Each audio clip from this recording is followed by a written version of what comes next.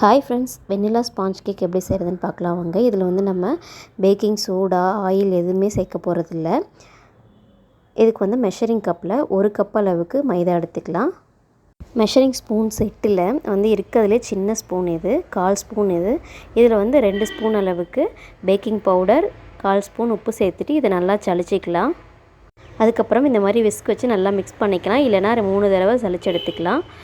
இப்போ try ingredients வேறு பவுலில் மாற்றிட்டு நம்ம அதே கப்பில் 5 முட்டை எடுத்துக்கிறேன். இது வந்து நார்மல் ரூம் டெம்பரேச்சரில் இருக்க முட்டை. இதை ஒரு தடவை நல்லா பீட் பண்ணிக்கலாம். நம்ம எந்த கப்பில் மைதா எடுத்தோமோ அதே கப்பில் 1 கப் அளவுக்கு பவுடர் பண்ண சுகர் 3 தடவையாக கொஞ்சம் கொஞ்சமாக சேர்த்து நல்லா பீட் பண்ணிக்கலாம்.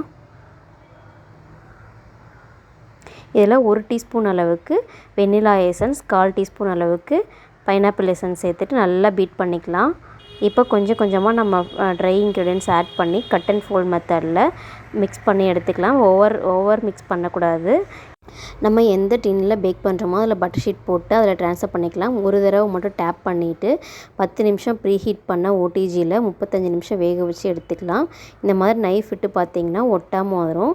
சூப்பரான ஒரு ஸ்பாஞ்ச் கேக் ரெடி ஆகிடுச்சு. கண்டிப்பாக இதே மாதிரி நீங்களும் ட்ரை பண்ணி பாருங்கள். இந்த வீடியோ உங்களுக்கு பிடிச்சிருந்தா லைக் பண்ணி ஷேர் பண்ணுங்கள், மறக்காமல் சப்ஸ்கிரைப் பண்ணுங்கள்.